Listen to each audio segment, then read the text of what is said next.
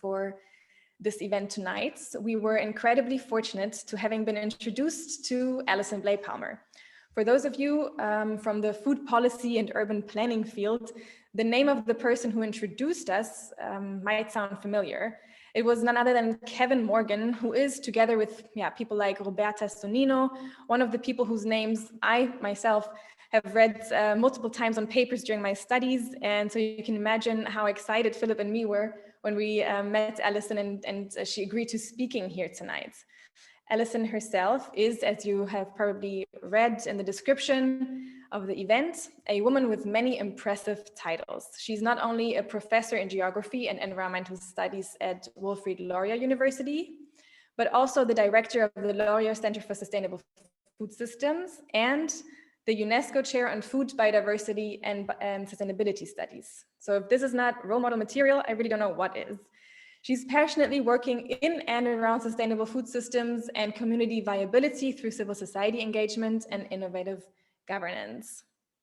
Today, she will introduce us to the concept of social gastronomy and explain it by sharing international best practice examples from a research project she's involved in, namely Herbal.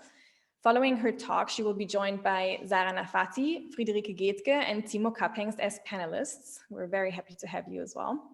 And together with you, the audience, we will explore what social gastronomy offers to push forward the development of a sustainable, equitable food system in Berlin and beyond. Before Alison starts, I also would like to introduce myself. My name is Dina Hoffmann. I am also part of the team of Kantine-Zukunft and will be moderating this webinar today. So without further ado, I would like to give the stage to Alison and wish you all an interesting time with her presentation.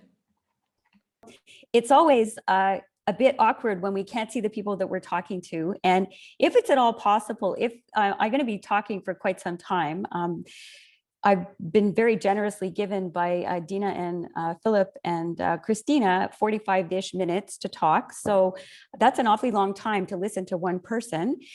So if you have any questions or you want something clarified, just pop it into the chat box and I'm sure Dina or someone else can get the question out there and we can try and address it.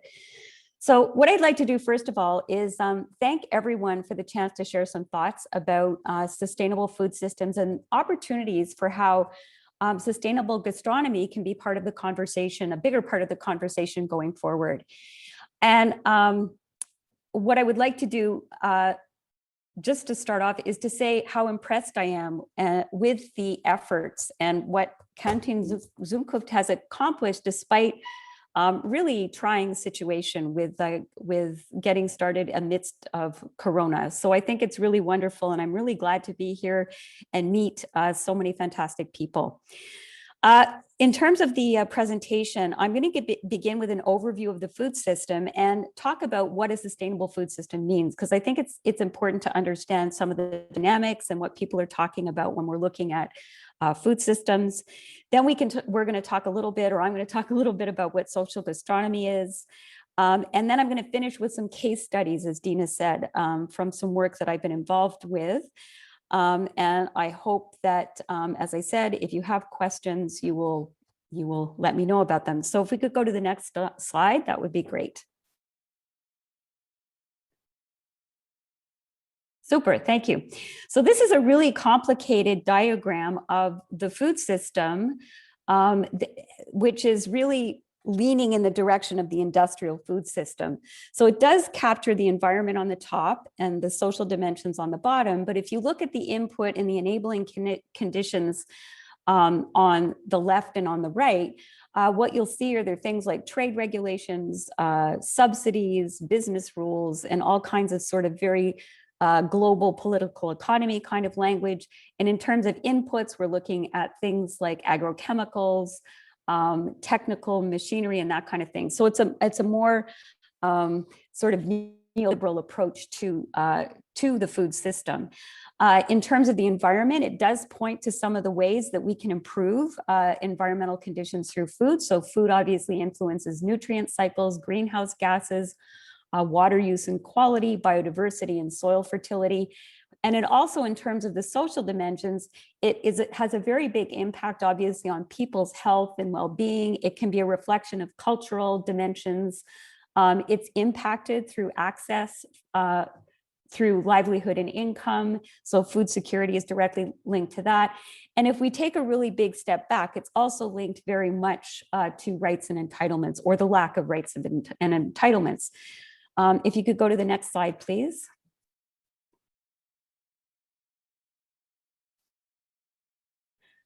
Okay, when we're thinking about a sustainable food system, what we want to be focusing on, especially through the food lens, are a few different dimensions. So what we see here is we have nutrition, for example, that includes levels of physical activity, personal health, and your ability to care for yourself.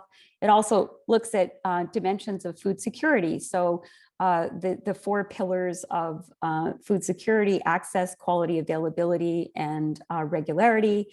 We also have issues around governance that includes how transparent a food system is or not, how participatory it is, whether people can engage in the system or not.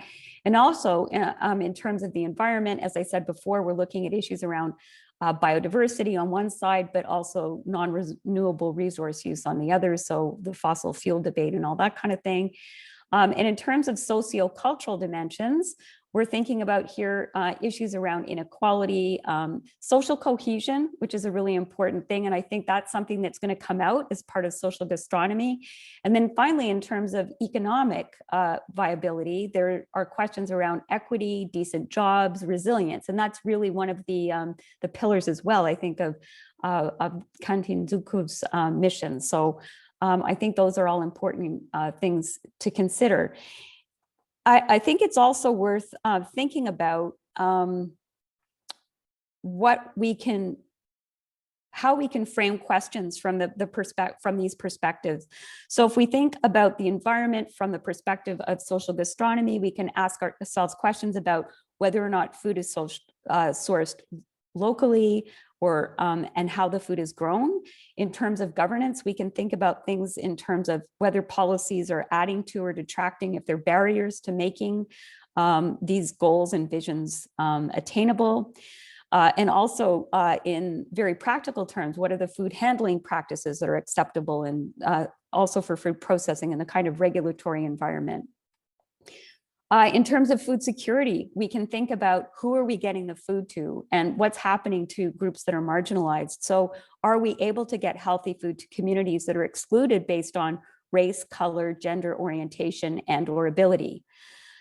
In terms of nutrition, are we serving just sort of meals that come out of packages? That's totally not the mission of Kantine-Zukunft. Rather, serving tasty, nutritious, and healthy food is the goal. In terms of the economic dimensions, there's the opportunity to provide learning, and you're going to hear a lot about that in the videos that I'm going to share with you, within communities, which is really important. And there's also opportunities for youth training, training of women, disadvantaged communities, etc. And the final dimension is whether or not it's socioculturally appropriate. And it's really important that we offer a range of foods to the different communities who we're serving. So those are some of the, if we're thinking about this diagram from the perspective of a canteen or a chef's point of view, these are some considerations that can be on the table. So if we could go to the next slide, please. Okay, so this is the definition of social gastronomy that I'm putting out there on the table, as it were, for everybody to consider. This is a definition that's provided by Joshna Maharaj, and it is that social gastronomy is about the power of kitchens to change lives. So that's pretty fundamental and transformative potentially, which is wonderful. As many of you know, it's a movement that's gaining momentum around the world.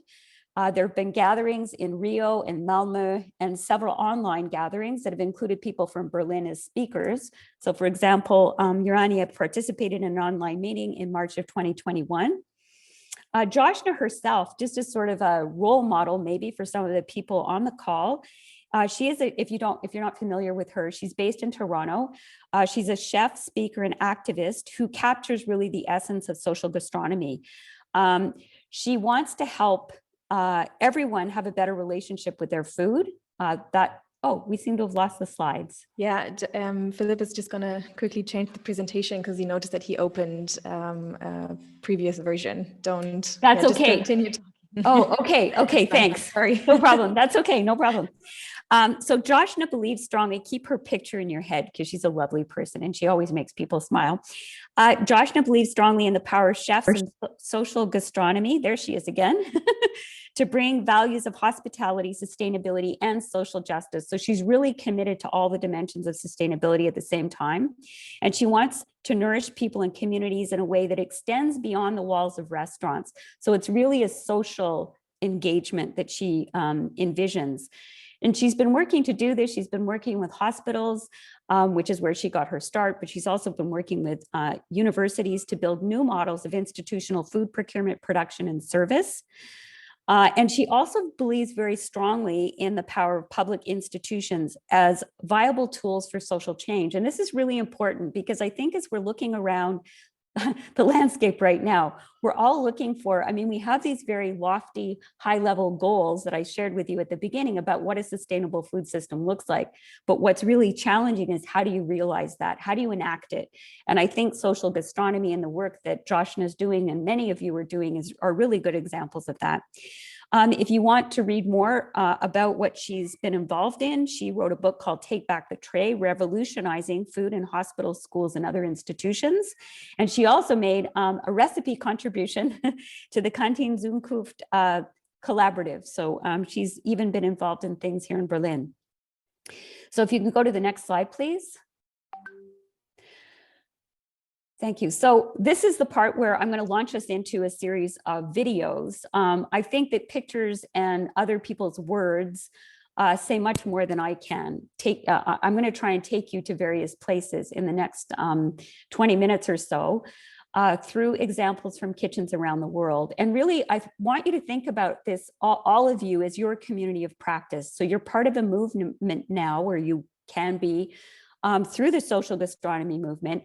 And whether it's formalized or not, these are your peers. These are people who are doing work, who are part of this bigger network around the world. I apologize, none of this, including obviously, I speak no German. That's terrible because I've been in Berlin for such a long time now, but I haven't gone out. So I can't learn German from anybody. So my apologies.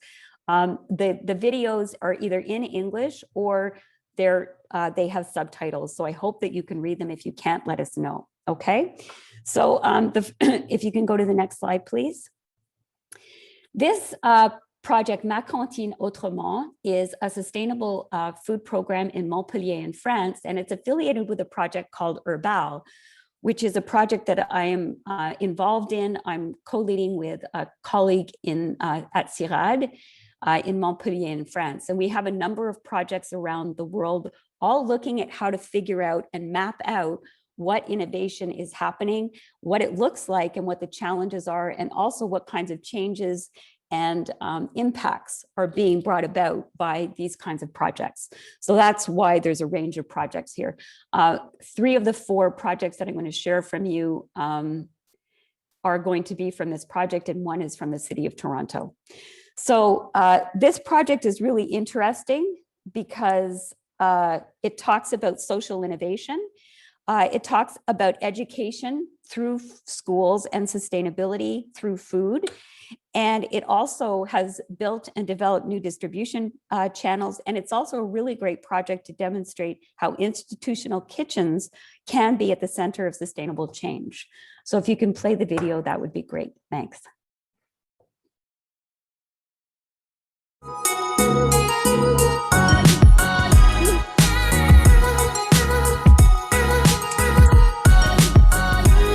En 2016, la ville de Montpellier pose un vaste projet ambitieux d'optimisation de sa restauration scolaire, donc visant à promouvoir et à développer une alimentation durable pour les enfants déjeunant dans les restaurants scolaires de la ville.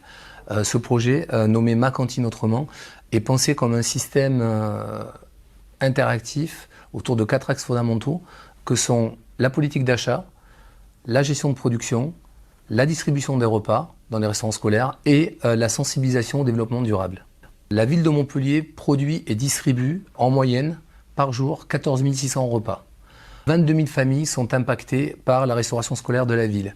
C'est pour ça que travailler sur un système alimentaire durable dans les cantines scolaires est un enjeu majeur pour la population, un enjeu de santé publique, mais un enjeu aussi d'intégration à son territoire au travers de l'alimentation, un enjeu de bien vivre ensemble et un enjeu fondamental pour éduquer et avoir des citoyens éclairés pour l'avenir.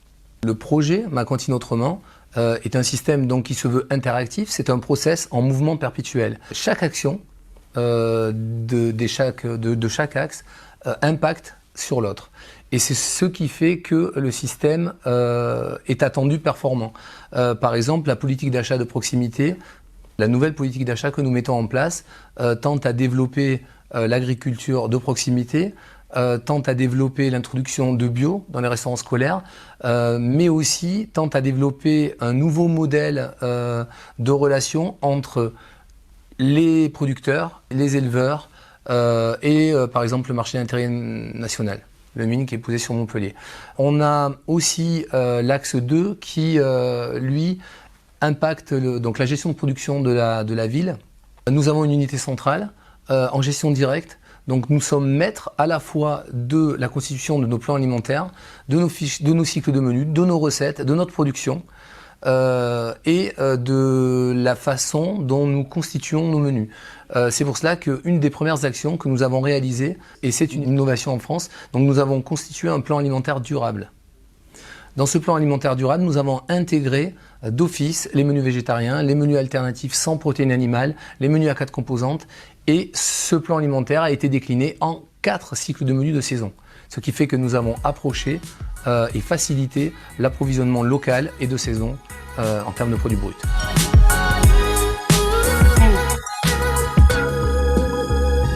So this is one example of a public canteen project. And I think it's very relevant in terms of especially the direction that, that this project, Kantine-Zukunft, is going in. The next slide gives you some information about a similar project in Milan. If you could go to the next slide when you have a minute, that'd be great. Super, thanks.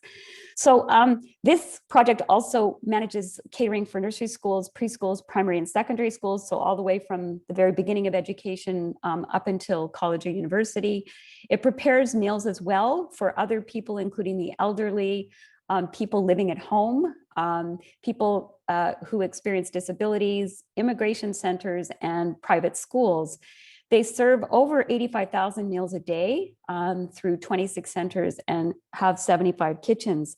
One of the interesting things about this project is they do engage directly with producers, but they've carved out a special relationship with a pork producer, which is interesting because people seem to be moving away from eating meat. So this is, I think this is an expression of what really exists within the food shed. And I think that's an interesting thing to think about for people who are trying to put together menus.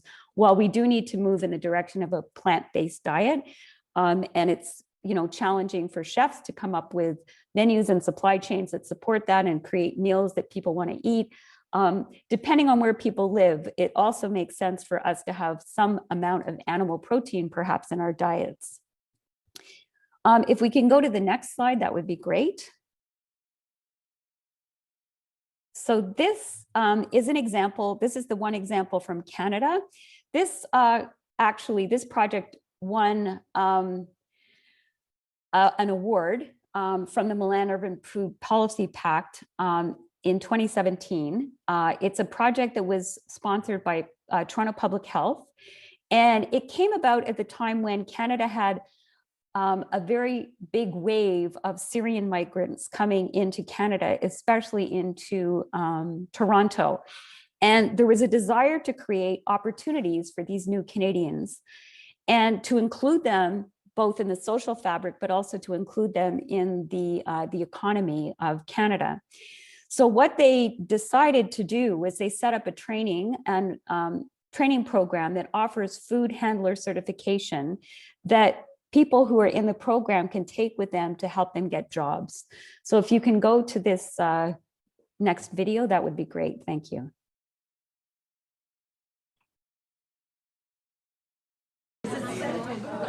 أنا سوري ساكن بحلب.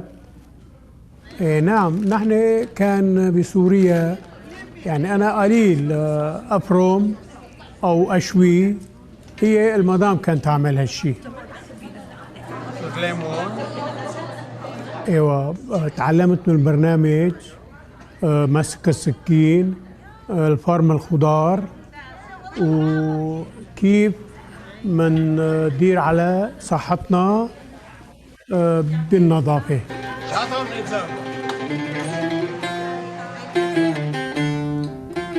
أنا جاي من سوريا وإلي 1.5 سنة. بحب يعني إنه أسوي شغلات بالبيت، وبحبهم ياكلوا ما بحبهم ياكلوا من برا، يعني لأنه هن قالوا لنا إنه الأكل برا مو كتير صحي. يعني أنا بحاول إنه ما ياكلوا أكل برا، بحب إنه أنا أطبخ لهم، وأكتر شيء بحبهم ياكلوا خضرة، كمان خضرة وفواكه. In our country we eat everything in natural and we make it by our hand, but here it's different, everything in can. It's very healthy for us to keep our traditional food, but we can also use the new food for us, but in our way. We can add something from us, from our culture. We make it very good for us. Yeah. أنا من سوريا، إجيت بأيار 8 أيار 2017، لأنه نحن جديدة بكندا، أنا جديدة بكندا، فنحن بحاجة لحتى أنه نندمج بالمجتمع الكندي ونتعرف على ثقافة الطعام الكندي يعني، فنحن بحاجة من الكورس ليفتح لي بواب شغل أو نتعرف على ثقافة الطعام بكندا. I came from Syria and I have been in Canada like almost 2 years. When I came here, I decided I will be like accountant or I will make cakes. For me, I attend that program. I have the food handler certification, and then I take like a cake decoration course. Having a good job, like make your life easy. So when I found job, like I feel in peace. Like I have my job, I have my money, I can take care of my children. My future dream is to have my own business because I have that food handler certificate. So I have power to do that. That's why I want to do that in the future.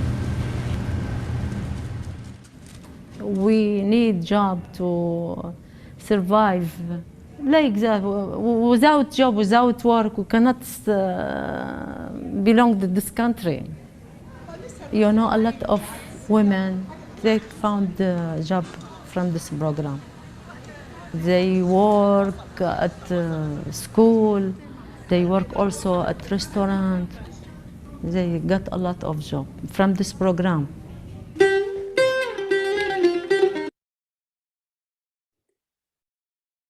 Super, thank you so much.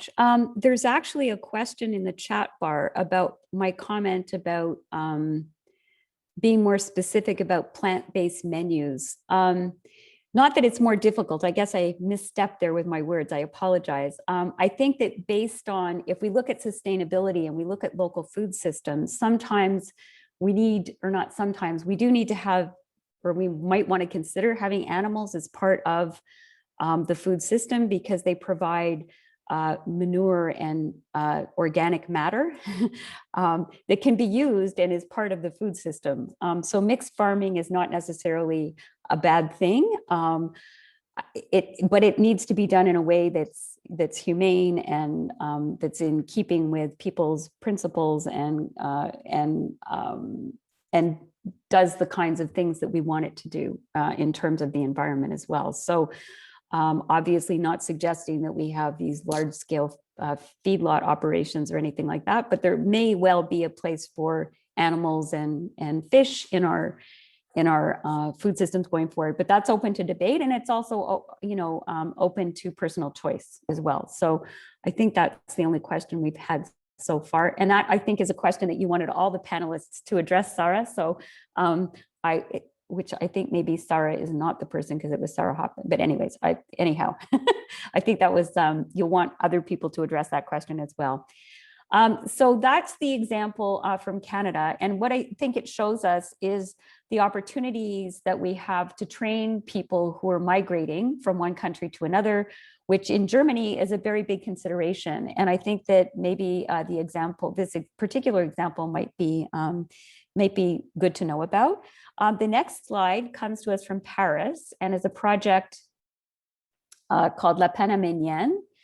And this slide, or this example, if we could go to the next slide. Super duper, thank you. In this case, it's French again with English subtitles. And here you're going to hear about a social enterprise that includes a restaurant that's co-located with a grocery store. And it offers employment and training opportunities to marginalized women in Paris. And it talks about why this is important, why it's important to address gender issues when we're thinking about social canteens. And again, as in Canada, the women who are enrolled in this program leave the program with a diploma and are able to enter the job market. So I think if we can go to the video, that would be great. And this video we need to end at 3:39 approximately, please. So about 3:40 into it. Promouvoir l'initiative économique des femmes durablement exclues de l'emploi au travers de l'alimentation, c'est l'idée qu'ont eu Gauthier Auchard et Agathe Cousin, les cofondateurs de Food de rue. Cette association, créée en 2016 et implantée dans le 14e arrondissement de Paris, a pour objectif de promouvoir des modèles d'alimentation durables et accessibles à tous, tout en permettant à des Parisiennes éloignées de l'emploi de se réinsérer professionnellement et socialement. Aujourd'hui en France, les inégalités de genre persistent et placent de nombreuses femmes dans une situation de grande précarité vis-à-vis de l'emploi. Emploi peu qualifié, rémunération moindre à poste équivalent, emploi à temps partiel ou encore monoparentalité sont autant de contraintes qui pèsent sur les femmes. Ces inégalités se retrouvent à toutes les étapes de la vie et d'autant plus sur certaines populations. Face à ce constat, Food de rue a souhaité créer un dispositif 100% féminin, adapté aux contraintes des femmes. Grâce à son incubateur culinaire d'insertion, un chantier d'insertion, des femmes très éloignées de l'emploi peuvent ainsi renouer avec le monde du travail et intégrer un véritable parcours d'insertion professionnelle. Ces femmes sont identifiées par Pôle emploi. Les salariés de Food de rue vont alors apprendre les métiers de la restauration commerciale et de la vente à emporter et signent un contrat à durée déterminée dit d'insertion, CDDI, d'une durée d'1 an. L'équipe de Food de rue compte 12 salariés en insertion qui sont encadrés par 3 salariés permanentes. Cette année au sein du chantier d'insertion permet de reprendre contact avec le monde du travail et acquérir de nouvelles connaissances et compétences. Mais elle permet aussi de lever bien plus de freins au retour à l'emploi. Question de logement, papier, maîtrise de la langue ou encore estime de soi. J'aime bien parce qu'elles sont m'aider pour avancer. Mais c'est mieux pour moi pour rester jusqu'à la fin de mon contrat pour commencer l'autre chose dans ma vie, avec diplôme, avec quelque chose. C'est ça. En tant que dispositif de l'insertion par l'activité économique, la mise en place d'un atelier et chantier d'insertion, ACI, donne droit à une aide financière de la part de l'État, sous la forme d'une aide au poste pour les salariés en insertion.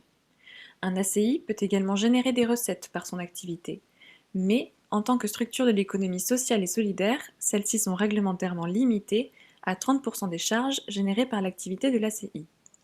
Pour le reste, l'association a recours à des financements privés. Suite à leur passage au sein du chantier d'insertion, les salariés en insertion de Food de rue ont la possibilité d'intégrer la CAE de Food de rue, la coopérative d'activité et d'emploi. Ce dispositif est un regroupement économique solidaire de plusieurs entrepreneurs qui permet à un créateur d'entreprise de bénéficier d'un accompagnement individualisé et de services mutualisés mis en œuvre par la coopérative. Celui-ci peut ainsi tester son projet tout en bénéficiant notamment du statut de salarié entrepreneur en contrat à durée indéterminée et d'une protection sociale. En contrepartie, l'entrepreneur doit reverser une partie de ses revenus pour faire fonctionner la coopérative. Au terme de 3 ans maximum, un créateur d'entreprise a le choix entre devenir indépendant et lancer son activité, ou devenir associé de la coopérative. L'idée est ainsi que les femmes qui souhaiteraient développer un projet de cuisine de rue puissent y essayer dans un cadre sécurisé et collaboratif. Food de rue est une structure. Super timing. Thank you so much. That was amazing. So as you can see, these kinds of social gastronomy projects really can make a big, huge difference in terms of providing training and links for people who don't have the skills that they need to gain meaningful employment. And this is also the case. I was reading about an example this morning in the New York Times where there are similar projects in New York City for LGBTQ plus communities where they're focusing on youth. So food is really a great entry point for people into meaningful employment and careers. If we could go to the next slide, please, that'd be much appreciated. So this is going to be the last video that I share with you. Hi, Lori. That was my grandson making an appearance. This slide is about gastronomy and biomes, and it's specific to an initiative that was developed by chefs in and around Brasilia, Brazil. They're working very directly with local producers, and they're trying to raise the profile of these producers through their own kitchens and their own restaurants. But also by helping to create supply chains and minimally processed food. So there's a really interesting dynamic here in terms of the chefs being the pullers through the system and really creating opportunities for local people. And local people in this case are people who, when we held the workshop for the Herbal project, were actually coming by boat to Brasilia to participate, and many of them were unable to read or write. So communication and gathering information from them was very interesting, and the chefs are working in really interesting and creative ways to be able to engage these communities. So if we could go to this video, that would be great, please. And again, apologies, this one's in Portuguese with English subtitles, being in Brazil.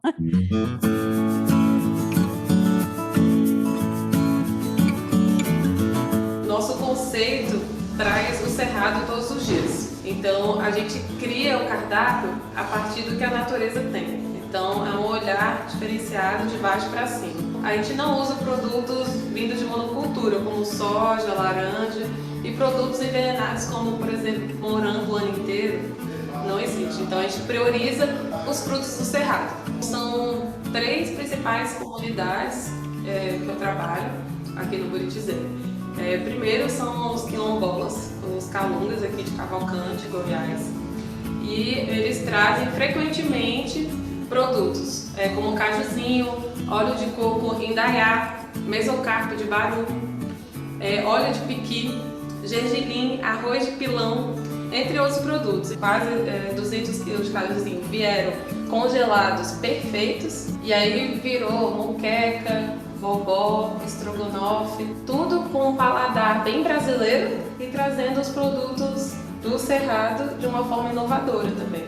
Nós comendo essa coisa aqui, que é a farinha do baru, vem o mesocarpo, que é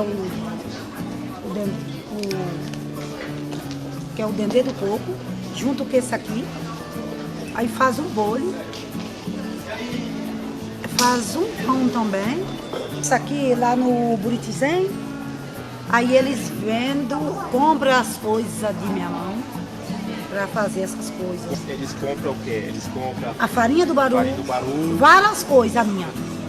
Aí, que é saborosa, né? No Buritizém, o povo tá mandando. Quando eles não compram, aí eles mandam para mim trazer, fazer os kits, para trazer para vender para mim. Eu tô sentindo feliz. E mais por conta desse buritizenho, mais e mais está querendo meus produtos. Aqui, esse aqui é o menor capo do coco, é do mesmo, pode fazer um bolo, pode ser, faz pasto, pode ser minha nova comida, né? Tem a farinha do jatobá, tem a bonira que pode fazer um chá, pode botar num bolo, pode botar no açúcar para fazer um café.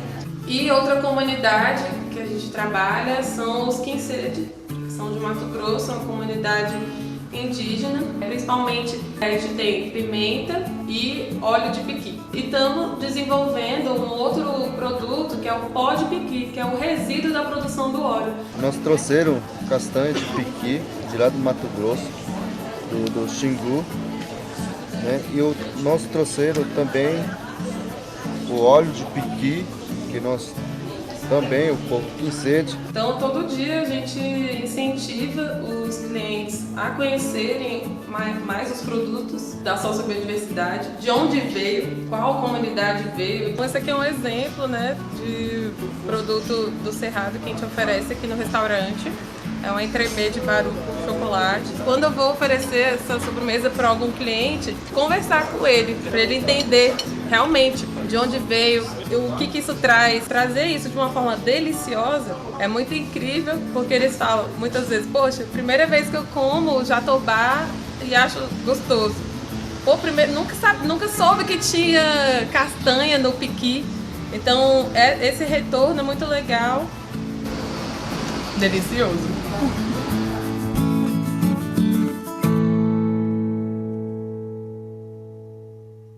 The problem with food webinars is you always feel so hungry by the time you get to the end of them. We have all this food, wonderful photos. I think that this is a really great example from the Sara region of how chefs and restaurants are raising awareness about local products that are grown or harvested by small-scale farmers. They're able to create a much more closed loop food economy, which is really important and part of what Kantine-Zukunft is involved in. And they're also focused on both environmental and sustainability aspects within the restaurants, like minimization of waste. So that's another dimension that I know that people are interested in talking about. And it's a celebration of local food, and it's really a fusion of traditional local food ingredients in a way that is attractive to people living in cities.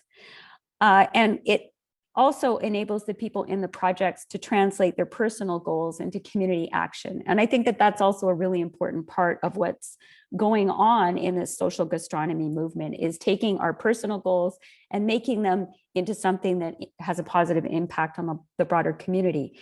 So if we could go to the next slide, that would be great. This is a quotation that comes from the team in Brazil, and I just thought I'd share it with you. It's a little bit dense in terms of the words that they use, but basically what it talks about is that people can be chefs, and people working in restaurants and canteens can be agents of change, and that they can be agents of change both socially and politically. And I think that that's something that's really worth considering. It's not just necessarily an act in a kitchen, but it has ripple effects throughout the rest of the food system. And because food is connected to everything, it's something that if we're lucky, we all get to have 3 meals a day. And we get to eat good food if we're even luckier. And we have an opportunity to make that food make a difference. So if we go to the last slide, I'd just like to share a few closing thoughts with you, if that's okay.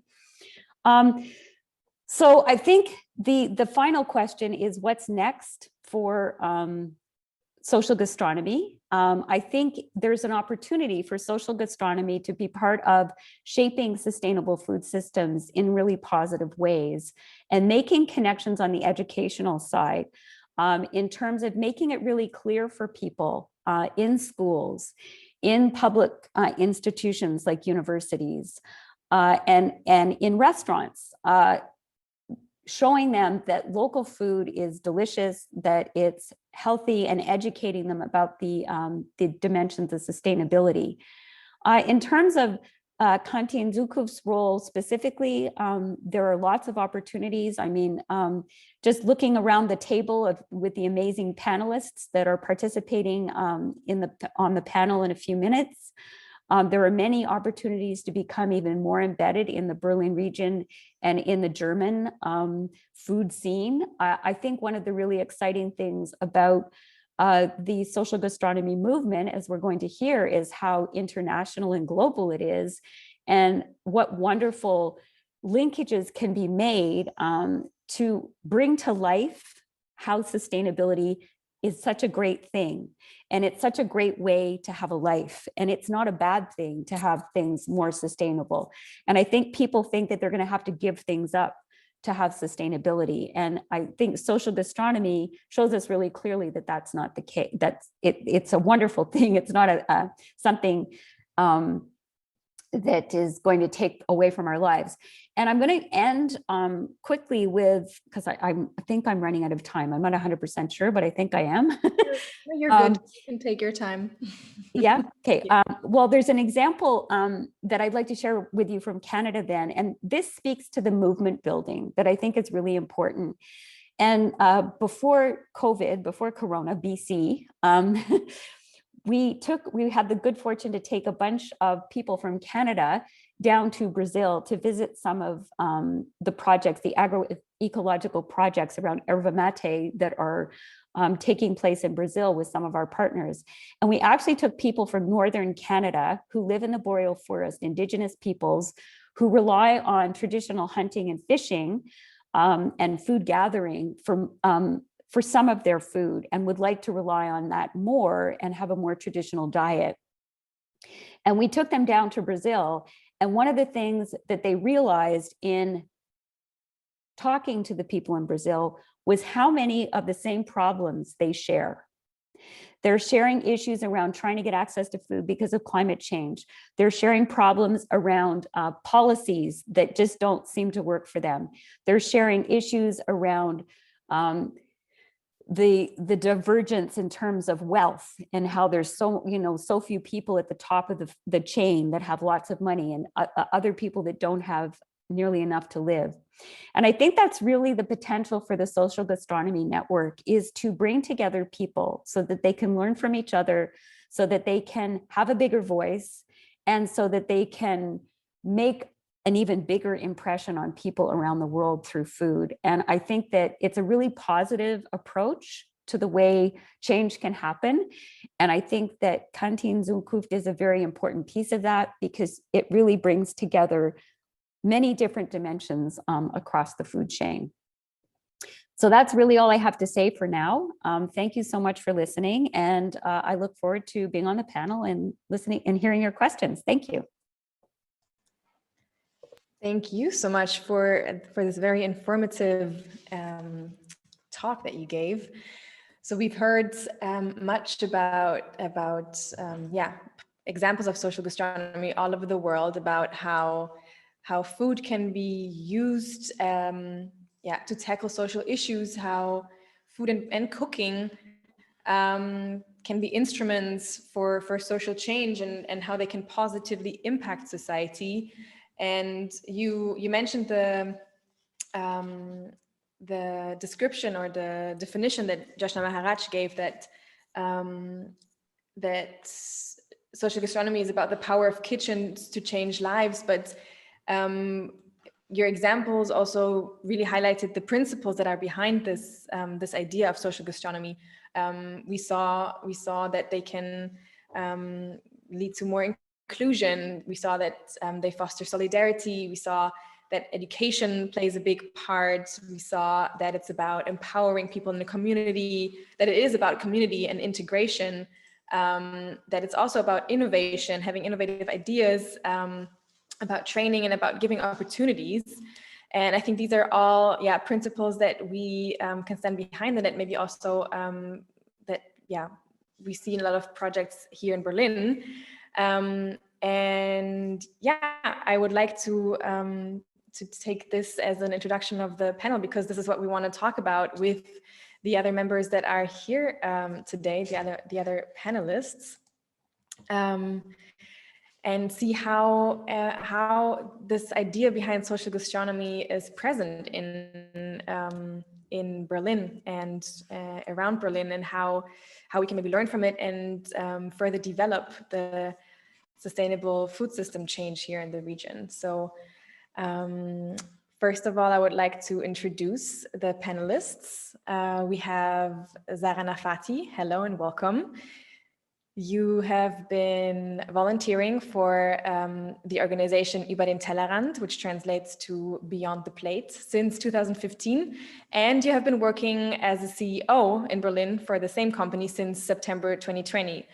So you transitioned from volunteering to CEO. Congratulations! And you said that at your organization at Über den Tellerrand, you can perfectly combine your passion for food and connecting people, which is amazing. I would just like to ask you what's your work like? What do you want to tell us about your project, about Über den Tellerrand? Yeah, sure. Thank you so much, and hello everyone here. We as the organization Über den Tellerrand, since 2013 we create spaces which basically enable encounters between refugees and locals. And so for us, the important thing is that refugees and locals meet at eye level so that we can really foster participation. So this is a very important field for us.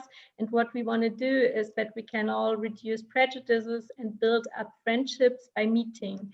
So, and for us, when we speak of food, so cooking and eating is like an icebreaker, because it's so easy to get in contact for us because we all do it and we all need it. And it just gives us a perfect base to start a discussion and to get in contact. So it gives us a very easy access, and it's so simple for everyone to join. And we started out of Berlin with our idea. So it all started by cooking together. And now we offer a just wider range of activities we are doing, and we are not doing it only in Berlin, but we are doing it now in 35 sites. And so we call those sites our satellites. So we do have an open source concept where we just provide our toolbox whenever someone says, okay, I want to create a satellite in another place, and then we share all the knowledge, and because we really want that this idea will be shared by everyone, and so that we can all work on that and just have a little bit more participation in our society. And I also want to say hello to my colleague Paola, who's also here in the crowd. And Paola is in one of our satellites in Medellin in Colombia, and he's also part of the core team of the social gastronomy movement. So hi Paola also. Thank you. Thanks for your brief introduction. The next panelist I would like to welcome and introduce is Friederike Gaedke. You hold a degree in gastronomic sciences, and you are the executive director of Die Gemeinschaft, which translates into the community. And congratulations are in order, as you are part of the recently announced 15 Next in the category Trailblazing Activists. So congratulations. And they describe you as the forward-thinking woman in uniting Germany's culinary community. So what is it about? What is your work about? Can you tell us a bit about what you do with Die Gemeinschaft? Yes, thank you, Dina, for the introduction. You made me You're blush welcome. already. Great. And thank you, Alison, for the input. That was very, very interesting. And I see a lot of similarities on what you're talking about. And it's really cool because it kind of gives what I'm also talking about often. It gives it a name. So it's really nice to have like a label that you can now talk about. So thank you for that, and I'm looking forward to discuss a little bit more in depth now. So at Die Gemeinschaft was founded by Berlin gastronomes in 2017. We are an association, and the goal or the goals that we have are, first of all, to create a network and a platform for everyone along the food supply chain. So from, of course, gastronomes and chefs, and there we really do not distinguish, but we say we invite everyone from canteen chefs to fine dining chefs to cafe owners to sommeliers. So everyone in that world but also we really want to give more appreciation and focus on the people that are behind those plates. So also producers such as cheesemakers, farmers a lot, you name it, bakers, everyone who's involved. And really connect these disciplines also with each other. And the other thing that we really want to do, which is like the second goal of this association, is besides getting to know each other and knowing of each other and having this network that supports each other, we really want to have an educational part for the people that work in the industry. So we do, for example, farm visits, and we have one of our key events, or the key event is our symposium that we host each year, where we really feel like there needs to be an exchange between these disciplines so that chefs understand what good agriculture is. For example, we talk a lot about regenerative agriculture there, and foster an understanding between these actors along the chain. So that is, I think, I'm trying to make it really short, and we can go, if we have more questions, a little bit more in depth, but that's the big goals and activities that we do. Yes. Great, thank you. Thank you, Frida. And the third panelist that we have with us today is Timo Kaphengst. Welcome also to you. Thanks for joining today. You are a landscape ecologist and a consultant for social innovation, and you've worked for around 10 years in sustainability research and policy consulting at Ecologic Institute. And you were the spokesperson of the Food Policy Council here in Berlin for several years, and are a founding member of the Regionalwert AG, which translates into Regional Value Working Group, I would say. So yeah, can you tell us a bit about your work there, please? And many thanks, first of all, for the invitation, and many thanks for this brilliant talk, Alison. Thanks a lot. It was very interesting also to have these many various sketches from around the world. Our focus is very regional, as the name of our company already says.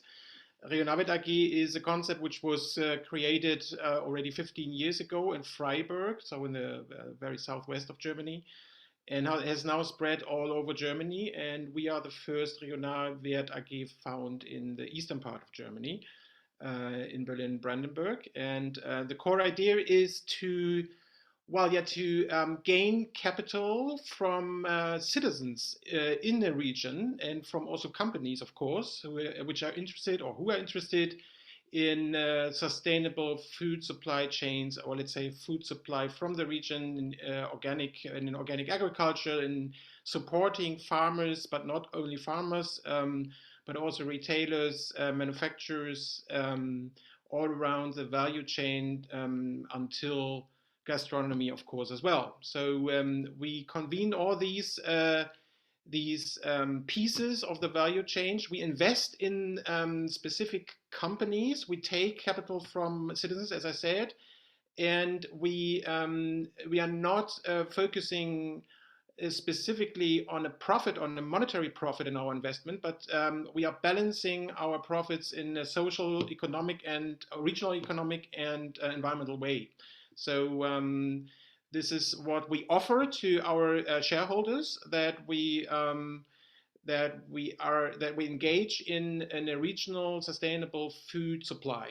And especially here in this region, in Berlin-Brandenburg, where we are based here, it is, there is a big lack of capital indeed, in farms, in new farms, especially in food startups, in manufacturers and food retailers as well. So we see a strong need in funds and in finances, and this is where we probably fill a gap also in this various initiatives which are around here, of course, in Berlin and Brandenburg. But we see a lot of, as I said, a lot of need from these people who want to develop further, and we of course see also the gap in the need for regional food and the increasing demand for it, and the production, which is strongly lacking behind. And we're trying to close this gap. Of course, it is a long endeavor, but we're starting with this especially by providing capital. Thank you, Timo, for your introduction to the Regionalwert AG. So all our panelists work in on great projects and great organizations and have really honorable goals. And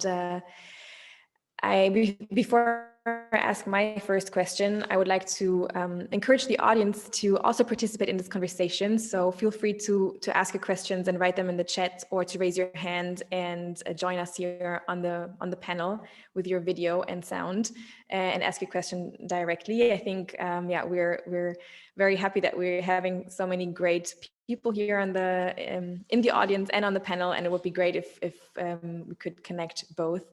So if you have questions regarding the talk of Alison, or regarding the project Kantine-Zukunft, or to Frida, Sara, or Timo, please feel free to just pose your questions. And while you think about what you want to ask, I'm going to ask my first question.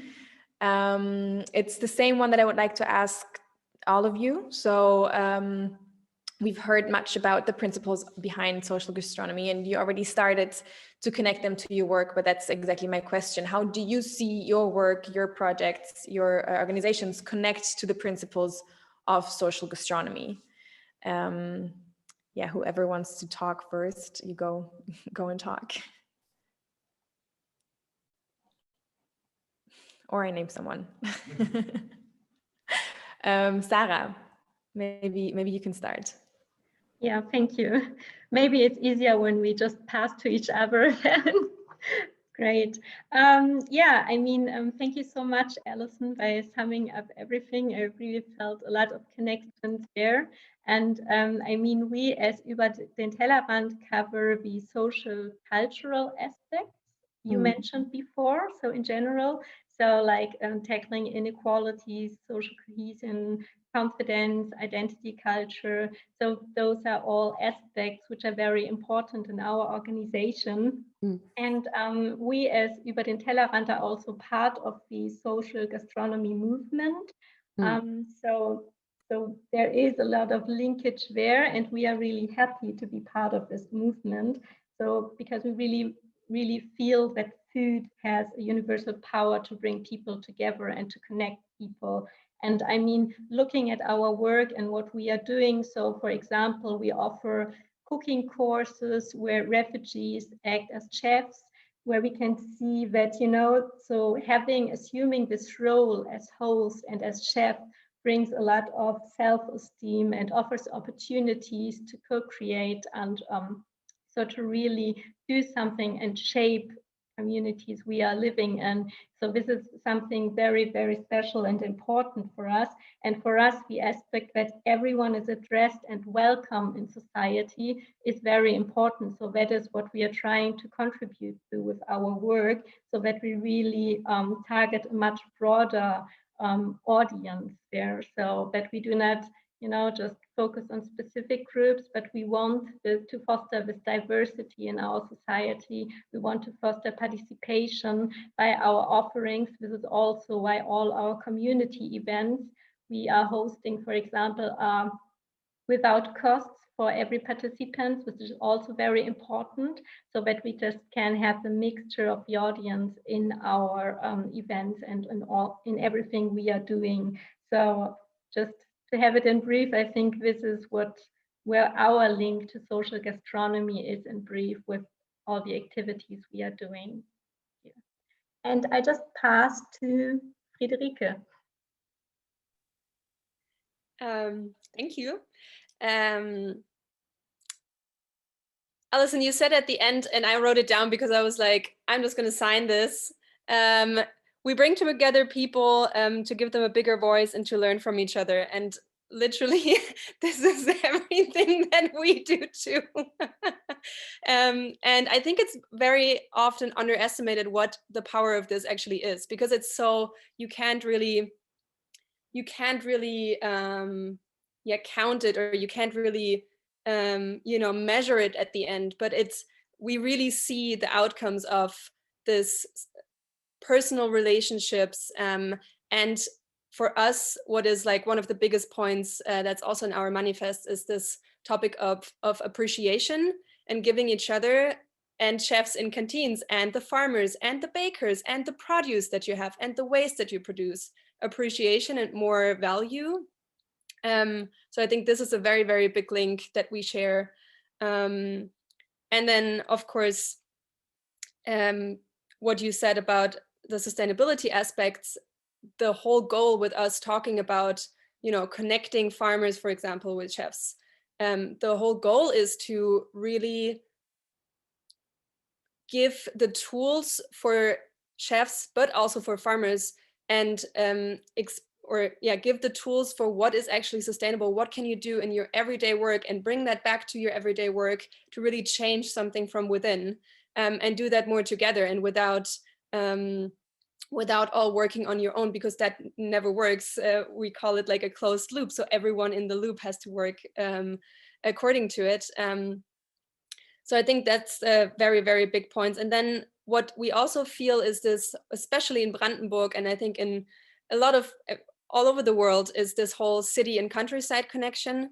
So what we really face that there's just not only consumers lost their connection to their food and their countryside and where it really comes from, but also the people that work within it. So like people that work in kitchens, people that create, you know, like that are bakers that literally do not bake anymore, but just put something that looks like a little bun in the oven, but it's already prepared.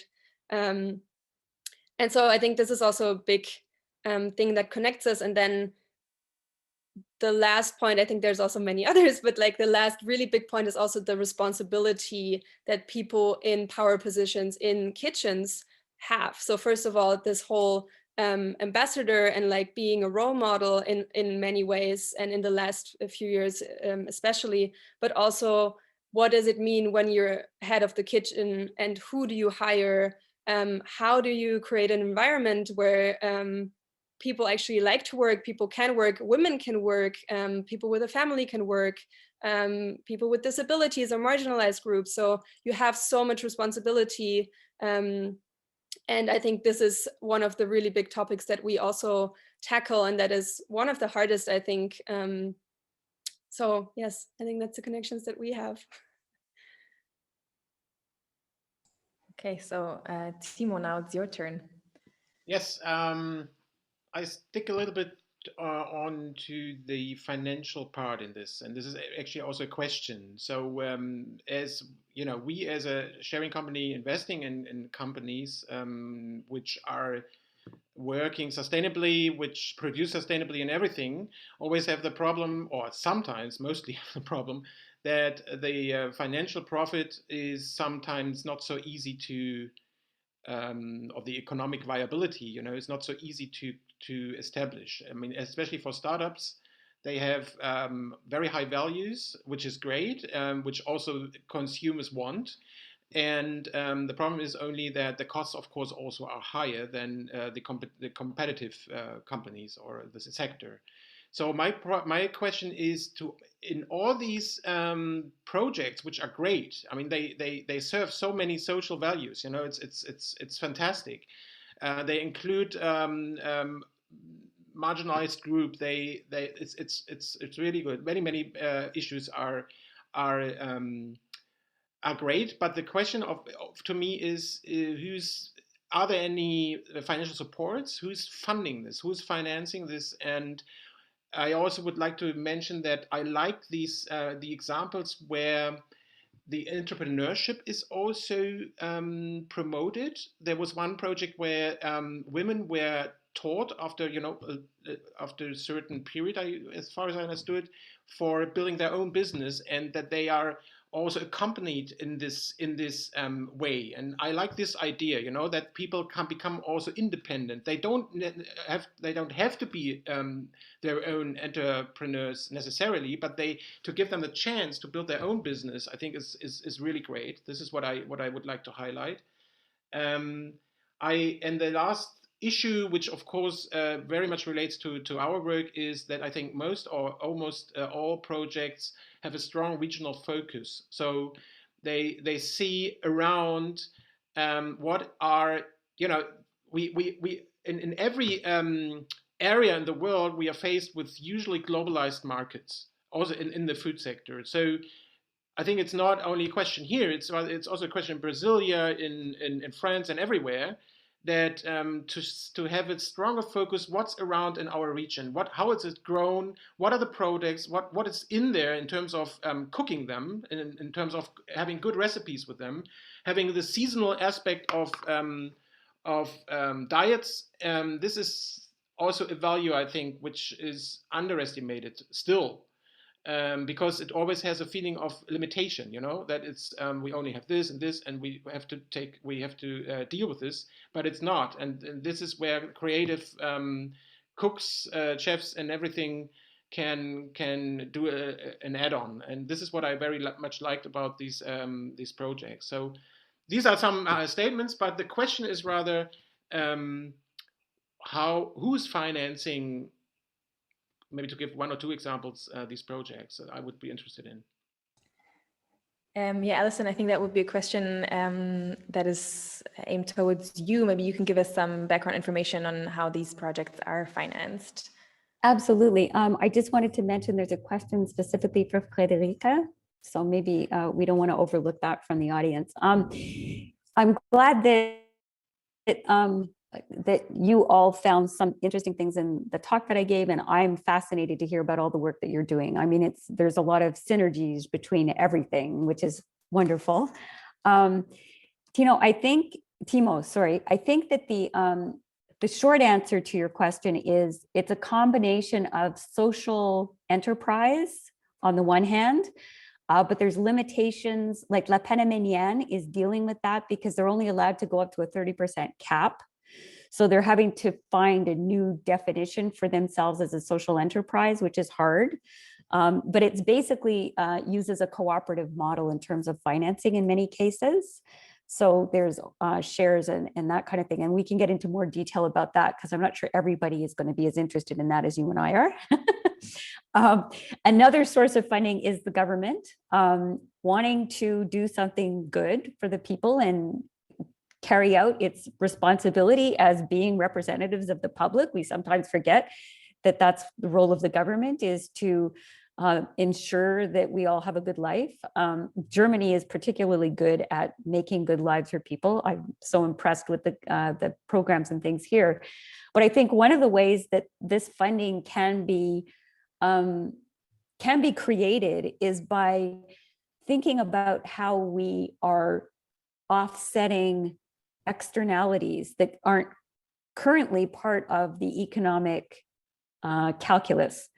So for example, if we think about the burden on the healthcare system of people who suffer from diet-related diseases, and if we were able to create or identify linkages between healthier kids, for example, and lower hospitalization rates, I think that could go a long way to making the case for providing money to these kinds of programs, just because like what we tend to do is we tend to look at very siloed pots of money. And I think if we could expand our views beyond that, there would be much more funding for these kinds of projects. But in terms of social enterprise and everything like that, that's a sidebar conversation, Timo, for you and I to have, I think.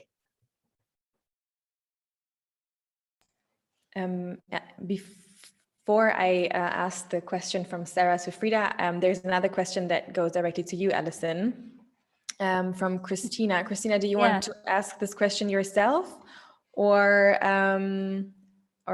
do you want me to read it out?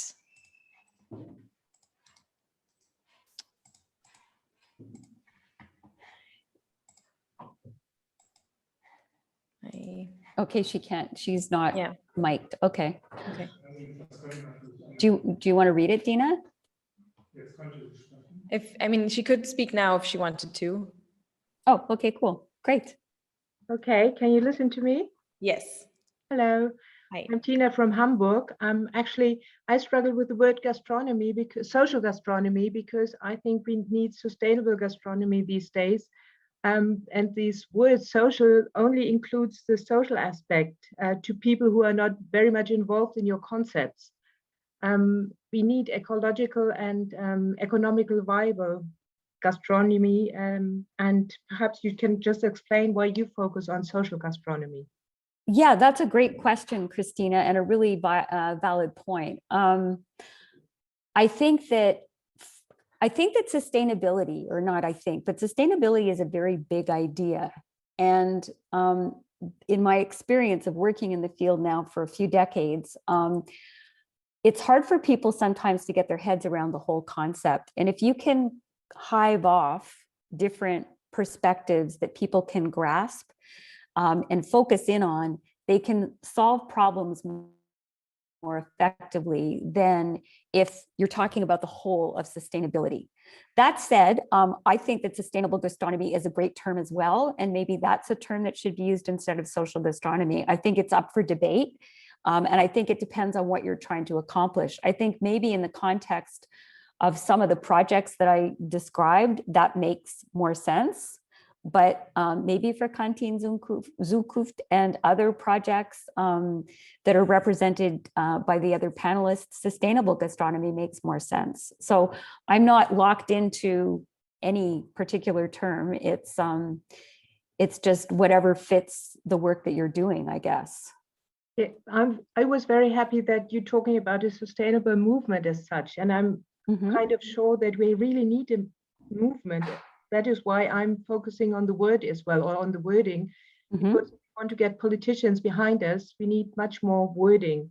And another thing, I'm working for 20 years now in kindergarten and school nutrition. I'm very frustrated that depending on the funders of a project, we see that they focus either on social aspects or on ecological projects and so on. So I want that the whole world is more related in this very complex idea that we have to focus really on everything. And I don't know how we come out of this thinking into special, very narrow ways. And therefore, I don't just want to point this out, that from my point of view, we need good wording to not select us between the social, or not to divide us between the social idea, the economical idea, and the ecological ideas. Yeah, I think you're absolutely right. I think that's a great point. We're not tied to any particular phrasing. We use the words that make sense for the audience who we're speaking to. So if I was speaking to policymakers, I would probably use the word sustainability. As you're saying, we need to encourage them to do the silo busting that's needed to move money from one budget line to another, and to get people around the table as like multi-stakeholder engagement to really make transformative change. That's how that's going to happen, I think. And I'm involved in another project with the UNF, the Food and Agriculture Organization, on city region food systems. So trying to link up regional rural communities with the cities, and building more sustainable food chains, and also awareness. And that's another way of looking at it. So I think you're absolutely right. Words matter completely. And I think that your points are very valid, and yeah, I agree with you completely. Okay. At the same time, there are also so many other things hidden behind this term of social gastronomy when you look into it. And one thing that I found during my research is that it's about harnessing the spirit of community, and a community that has climate change on its mind, that wants to fight for climate injustice, or against climate injustice, and bring about social, ecological, and economical change in the system. So it's true that maybe this is not directly visible when you read it, but there's a whole world behind this term of social gastronomy that opens up to you. And I would like to pose the question that was asked by Sara to Frida, where she asked, what are the biggest obstacles to bring the social gastronomy principle to the gastro mainstream? So how can, for example, the community of the Gemeinschaft aid in that, and how can we overcome these obstacles? Because she says it seems that the concepts and your work are still more a niche or on a niche site, and how do we make it the new normal? Time, give me time. Yeah, I mean, I totally get it. I think what we often talk about is a new food culture, because I think a big part of it is that there's a really toxic culture in our food systems, and especially in the hospitality scene. A lot of workers in the hospitality scene work in a way, and also along the food chain, work in a way where like that's not the new normal anymore. That's not the norm anymore. The hours are not the norm anymore. Like there's so many other disciplines in startups, in like bigger companies where things are not accepted anymore. Whereas in hospitality and in the food scene, somehow that just didn't pick up. And that's why we really need to change that. I think it's also a big culture of competition and not working together. So that's like one of my biggest obstacles, that there's a lot of fear in collaborating and sharing knowledge and sharing resources. There's a lot of this culture is not ingrained into it. And so I think what we do need, and what we try to do with the symposium and with our work, is really to show role models that are just already doing this. And yes, they are probably still niche people or projects, but I really think that they are important, and that they can show, okay, this actually works. And give people like the power and the inspiration, and also like the mood. What? Courage, thank you, sorry. The courage to maybe, don't implement everything all at once and 100%, but like start small and step by step, get some inspiration. Oh, they started to change their opening hours. Maybe I could try that in my restaurant as well, and also this inspiration between the different gastronomes. So like, what can a chef in the canteen learn from someone in fine dining, and the other way around, right? So I think there needs to be people that are on the front and on the front row, and just do it and show that it's possible. And then the other thing I think is really important, as I said before, like the people in the power positions to implement all of the tools and all of the principles that we just talked about, and really, especially to the trainees, especially to the young people that then at one point will open their own restaurant, will implement it and like create a little snowball, and have so much triple down power in the end. I think for them to give young people really already the knowledge how to implement this, why it's important, give them also the trust that they can do that. I think that is very, very important for the future. And especially now, looking at all the young people that do want to go into hospitality and into the food sector, also now with COVID, like people who are in those 9-to-5 jobs now, so many people think about what they really want to do with their life, and go back and think about going back to really like artisanal production, and maybe become bakers or something. On the other hand, in hospitality, we're losing people because they realize like, oh, it's actually great to not work during the night and have over hours. And so we will face like a really, really big problem with not having people to work for us anymore. Anyways, I want to take it, there's a lot happening right now. But the third point of me is that people have to pay money for this in order, not just for the produce that are regional and sustainable, but also for the fact that if you pay over hours, the food will cost more in the restaurant. If you pay for sustainable food, the food will cost more in your canteen. And I think that is something that is going to be one of the biggest challenges in Germany, especially because we don't pay money for food. We don't want to. Thanks for this very elaborate answer. I hope, Sarah, that your question, was that answered? I think you did. If I can just chime in here, I see a really strong link between the work that Sara's doing and what you were just talking about, Friederike. So maybe Sara could speak to the movement building, because I think that's really what you're talking about, right? Is trying to get like a mini movement within the gastronomy. But I think where we have the power of moving things is by, you know, if you think about, for example, there's 500 million agroecological smallholder farmers around the world. Well, if they all had a voice and all the chefs had a voice and we were all pushing against the system that we're trying to change, I think that could make a big difference. So, sorry. Yeah, and also definitely using that voice that is, I think by now also like criticized sometimes, that these chefs are in the spotlight. But my goal is also to use the spotlight for the farmers and like for the other, and use them for also their team and show their teams. We do right now just like a very simple Instagram takeover from our members. And I was just like, show your teams, show who's behind that, show the person who's cleaning the dishes, and like just really, really simple acts of also appreciation and yeah, community building. But yeah, happy to connect to Sara, by the way.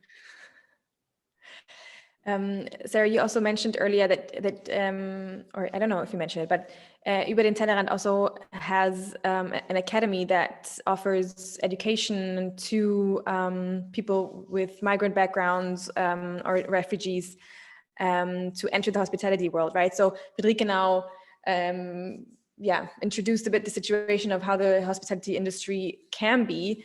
And it's not necessarily can be toxic environment. At the same time, it can also offer many opportunities for people to join the job market and to be included in the society. So maybe you can give us some insights into that. And then Henrike, I see that you're raising your hand.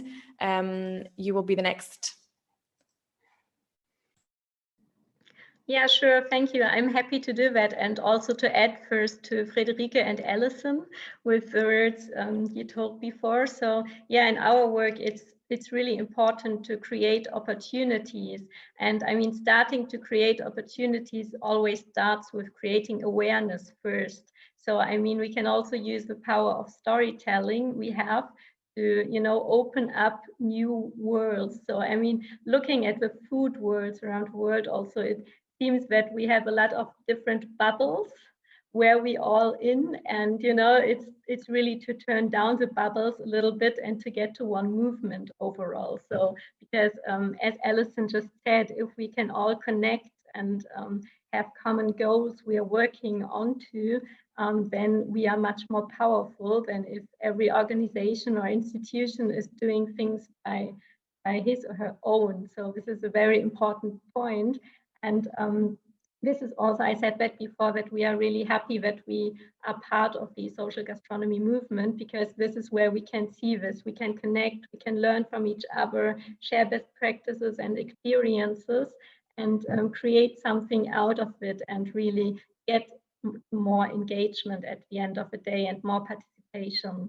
And yeah, just to answer your question as well, Dina, when it comes to our Gastro Academy, so this is basically one example we have at Über den Tellerrand.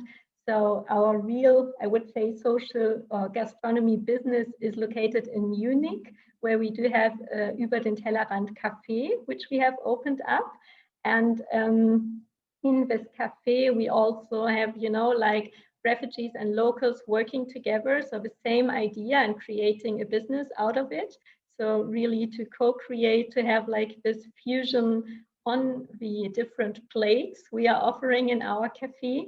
And well, we started this cafe, and I mean, before the pandemic, we just recognized that there's also a shortage when it comes to skilled workers in the gastronomy field. So we had a lot of applications, but maybe not always the ones fitting to the jobs we were offering. And we wanted to create opportunities as well in this field. And we wanted to bridge the gap between the offering and by offering a training on the job for this specific field in the gastronomy. And this is why we started the Gastro Academy. And yeah, sadly, we started the Gastro Academy during the pandemic, but we still managed to start it successfully. So we started this year, so with 20 participants, and the benefits for our participants in the Gastro Academy is that, I mean, everyone can just enter easily when it comes to jobs in the gastronomy, you know. So I mean, it's possible to do like the on-site training or training on the job, because you can do that and you can have progress also. And also, if you still do not have that much language skills, for example, it's the best job to learn it, because you meet so many people and you can advance in such a short time. And it's also, I mean, a job in the gastronomy field is also a great thing when you want to proceed afterwards to other related jobs where you deal a lot with customers, be it in sales, customer service, or something. So you just get out a lot of learnings with this kind of job. And in our program, we do not have a full-time program, so it's possible to work and to join the different modules of our Gastro Academy, which is also great, because then you can just pick the modules you are interested in and gain this experience. And I mean, for refugees, for example, it's very hard sometimes to enter the job markets. And we just want to support in this by offering these kind of trainings, so that they are also better prepared to enter the job markets afterward. And we do also have like a lot of extensive support for our participants. I mean, we have also like social pedagogical support when it comes to asylum procedures, connections to our communities, so where you can then also meet people again, get in contact, so that, you know, like work and life gets mixed up and you can proceed in every way, and also improving language skills by that.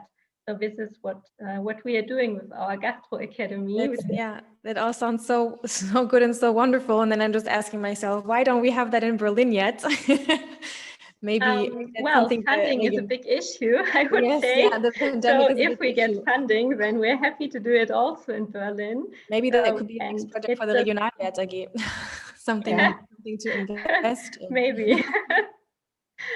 And yeah, it's a big issue. And but for us at Über den Tellerrand, this is what I said before. It's not, I mean, we do have the concept of our satellites, and it's not always that everything starts out of Berlin, because we were the first with this idea, but we have like different projects coming up from different sites.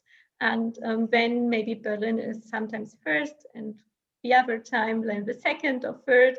This is just our concept, this open source concept, that it's, for us, it's important that we are doing this and we are working towards a better society with our work. And we can only do that by being a lot of people doing that. Thank you. Henrike, you're not raising your hand anymore. If you have, if you still have your question, then we can give you the permission to speak now. If you don't want to say anything, then just say no.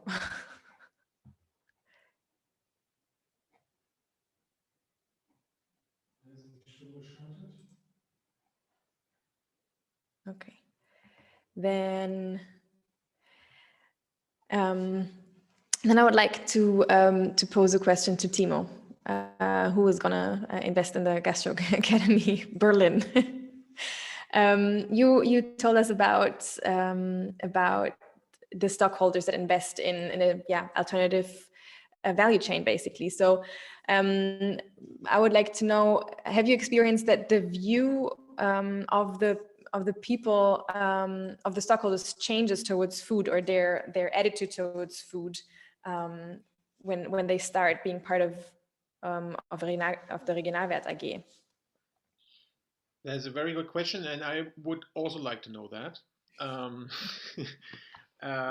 I don't know so far, and we are in a phase at the moment where we want to get more engaged and more in touch with our stockholders. And the only question is in Corona times as well, how do we really get into a direct contact, and also in maybe in an event where we can simply talk and not only present numbers, because this is our main task, as in the board of the Regionalwert AG, we have to show where we invest, what the companies do, what also, and this is what I would like to highlight in an educational way, what the let's say economic realities are along the value chain. This is also a question of education to the consumer, and this is what we are doing.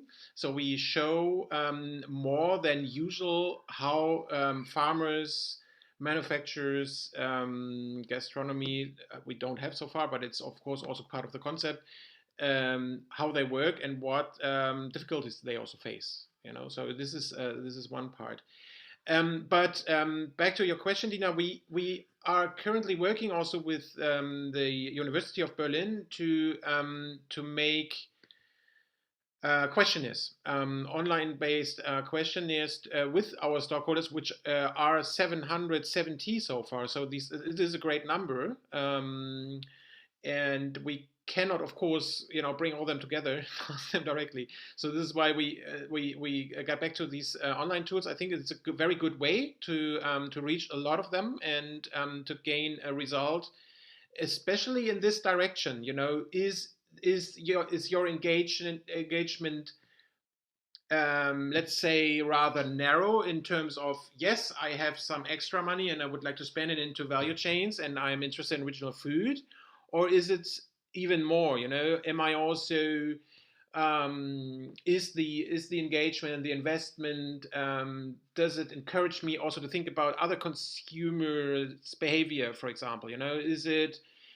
Does it have anything to do with my mobility behavior? Is it am I more engaged in other political, let's say, activities? Do I inform myself a bit more about what's going on a federal level in terms of agriculture policy, and so on and so on? So these are interesting questions, because of course this is what we would like to have, that people are not only aware in terms of what we are doing, but that this is also spreading around these issues, these various issues of what was raised before about sustainability, and in other sectors as well. We don't know yet, but we will find out, and then I can tell you. But I'm sure you know better what the benefits are, for example, besides the financial benefit for your partners, so for the for your members, not the stakeholders. So what have they told you so far? What are they benefiting from besides the financial aspect? Well, that's our selling point. So we say usually you don't really know where your food is coming from, and we show you, and you have the possibility not only to consume products from regional sources, but you can also support the farmers and the producers and manufacturers directly.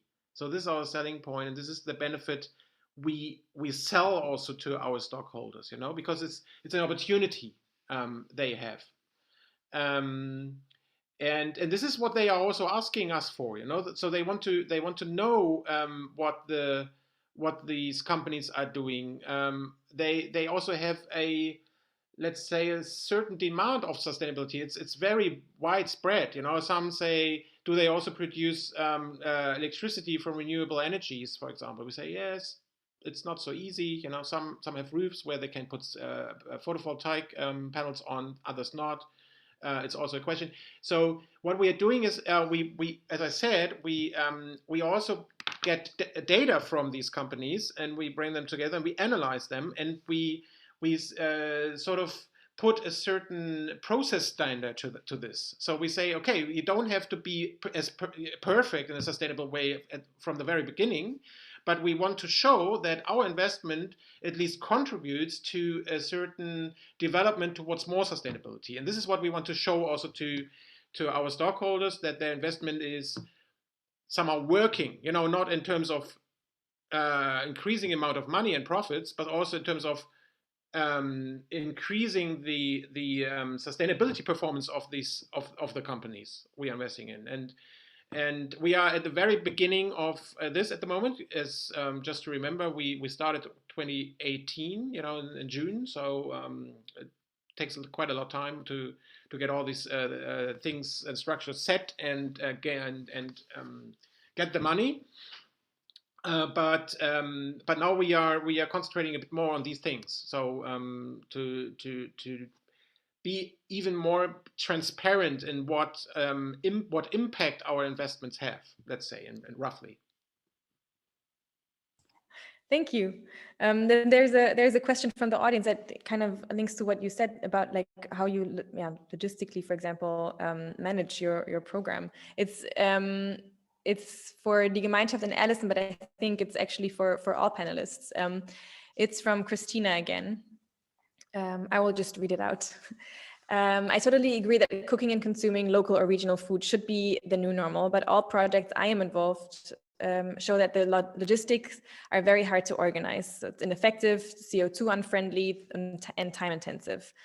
The question then is, are there any good solutions that you know, especially when it comes to large scale canteens, school caterers, university catering?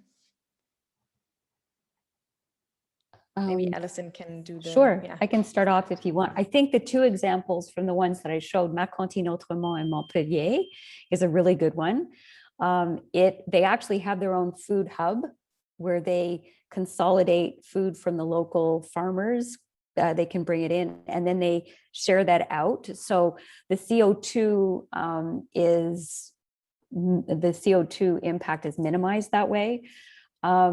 Another thing, another project that we have that we've been involved in Canada is called Open Food Network, and it's an online farmers market basically. And but the back end is very flexible. The architecture is very flexible, so it can be expanded out from just a farmer to an eater or a farmer to a church basement or whatever.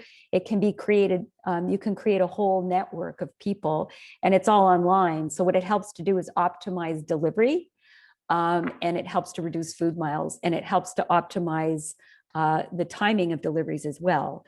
So that's another thing. And I think one of the things that we're finding out from the impacts of COVID on the food system is this turn to online ordering and the way that that's having both positive and negative effects. And I think one of the positive effects is it's democratizing in some ways access to certain markets that farmers didn't have before, but it's also at the same time, it's allowing things to be made somewhat more efficient.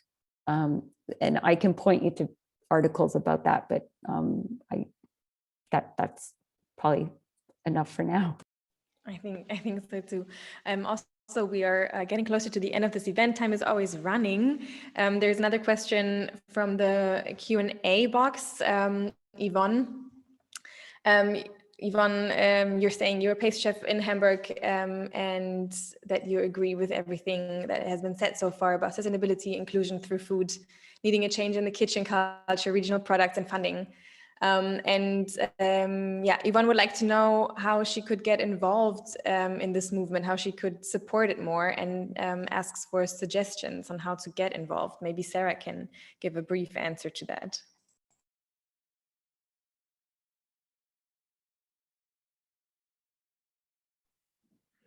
Sure, thank you.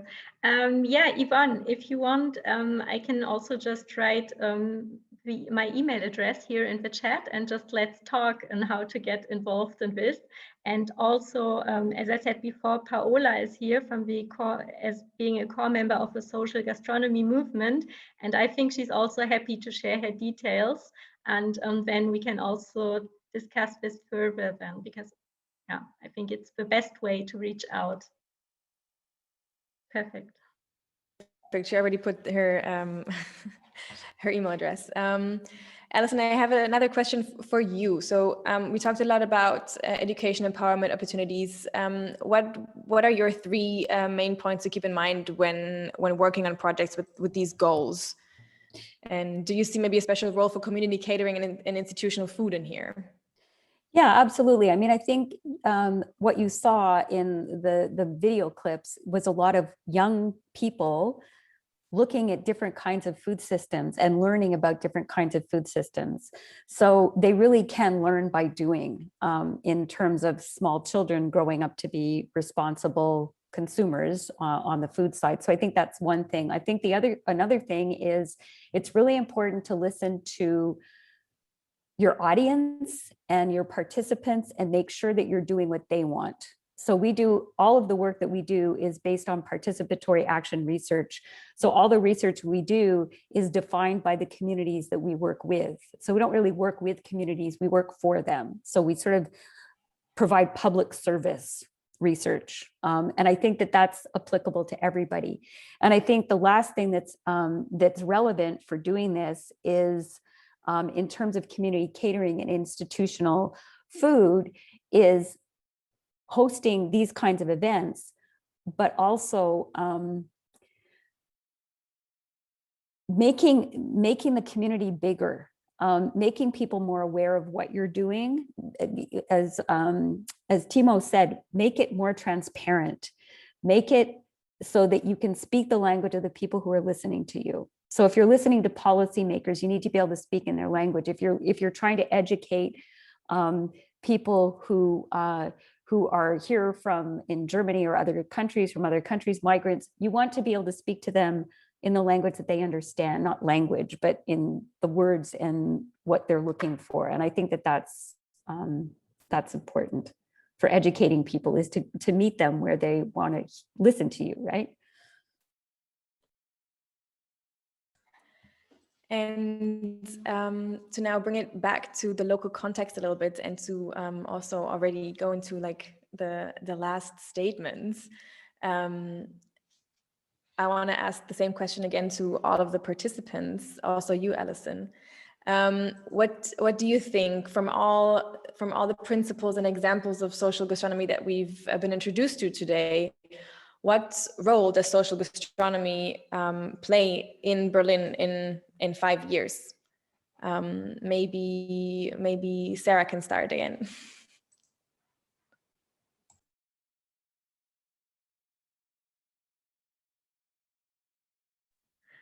Sorry, I just had some issues with my screen. Sure, I mean, from our perspective, when I look at our organization, one of the biggest wishes we have is that we can also see more diversity in 5 years when it comes to food scene. So this is still something we feel is lacking a little bit, and that we can really have a lot more of participation in the next 5 years. Because I mean, from our perspective, social transformation cannot succeed unless everyone's included. So this is how we look at it if we really want to have a change in society. So yeah, this would be on our wish list. Thank you.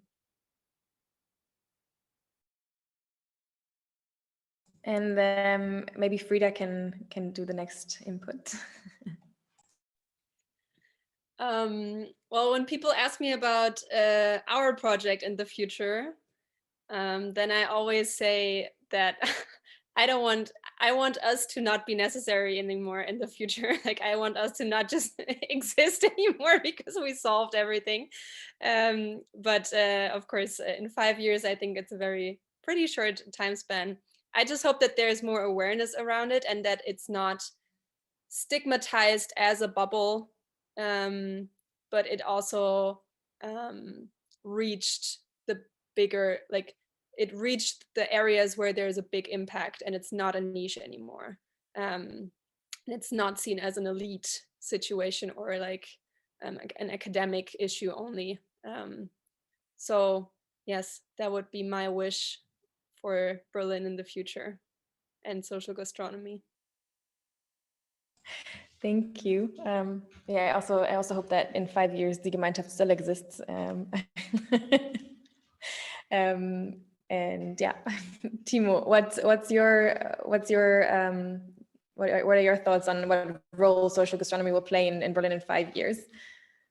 Well, I see actually two main aspects social gastronomy can have. First of all, I think it can have a quite convening power, let's say. So I think there are a lot of initiatives going on in Berlin where I have not the complete overview by no means, but from my experience from the Food Policy Council in Berlin, I see that there are a lot of widespread initiatives. I think, Alison, you also said it, a lot of people are doing the things on their own, or Sarah said it, I don't know, where they can gain much more power and knowledge and so on from exchange, basically, and from a movement and from a common voice. I mean, this is also the approach the food policy councils have, that they convene voices for one particular purpose, for a sustainable food system. And I think the social gastronomy can add to this, also in Berlin, where maybe not all these initiatives are aware from each other. Of each other, so I hope that this can put a roof over these similar, let's say, various initiatives around Berlin and Brandenburg as well, maybe. So this is one thing. The other thing is, I hope that it has inspiring power to, let's call it conventional gastronomy, which operate in a completely different way and don't have the perspective of the social aspects so strongly as other initiatives do, that they kind of change towards, well, it's interesting, maybe we have a responsibility and we can also, pick up some of these aspects. We don't have to change completely, maybe immediately, but we include some of the aspects of social gastronomy in our business, in our way. That would be very, that would be very positive, I think, that it has such an inspiring aspect. And from the Regionalwert point of view, I would be interested in, basically, because, as I said, we don't have gastronomy in our sharing companies so far. I would be interested in investing, sounds a little bit weird, but it's supporting these kind of gastronomy initiatives, also with funds, as I learned that it's definitely a problem, and and this is our role in this, and not only because we are, of course, also connecting to producers from around and to retailers, maybe. So that would be maybe our part in this. We will see. So in 5 years, there's going to be a Regionalwert AG invested or supported gastronomy here. Yeah, that would be great. Yeah. And Alison, to basically close the panel, you are in Berlin right now. You haven't experienced much of the city, but I'm sure that by now a little bit of the food system change actors that we have here. And what do you see? What role will social gastronomy play in the city in 5 years? I think I keep hearing that people in Germany don't appreciate the cost of food. And I think that that's a role that social gastronomy can play, is to educate people about why it's worth investing in healthy food, but also policymakers, because we can't be exclusionary and we can't just say this is for the elite or the upper middle class or the middle class, whatever. It has to be for everybody. So policymakers need to make it accessible, but other people need to understand and change the mindset. And I think social gastronomy as a linchpin, where the plate meets the table, basically, right, can really be part of that education and that conversation. And canteens obviously are part of that too, because they're directly linked to the public through the canteen system. So that's what I would hope for, that more of that has happened and that there's a central role for social gastronomy in Berlin in 5 years. I'll be back. I'll be checking. We will be here still probably, working towards our goals and probably having achieved already much more than we have now. And we're looking forward to having you back here and having you checking up on us. We're going to have a Regionalwert AG Gastronomy. We're going to have chefs with a much more open mind and inclusive approach to working, a better connection between gastronomes and producers, and educated people in kitchens, and people who who can do their work with dignity, and a society that appreciates them. So yeah, I hope that the audience enjoyed this input on social gastronomy, and how kitchens and people from canteens or kitchen teams can contribute to social change, and can work on social challenges. We are, as Kantine-Zukunft, of course, also working in this field, and yeah, we're not officially part of this social gastronomy movement, and I think you also don't have to be part of the social gastronomy movement to be to have the same principles, and stand behind it, as I already said, that the principles are something that we all feel very connected to. And yeah, so we chose this name of social gastronomy because of exactly that, to highlight the ideas behind the term social gastronomy, and to also highlight the connections that can be drawn in the local setting here between the various food system actors, and to pose the questions around the social sphere of local food system change. And I think these are questions that we will keep discussing in the future, because there's still so many things that we need to solve. So many communities to get engaged in this food system change, to be more inclusive, and to be more equal. So this wasn't the last meeting, this wasn't the last discussion, but thank you so much for coming, and I hope that you take something away from this webinar, and let's keep in touch, and I wish you all a nice evening.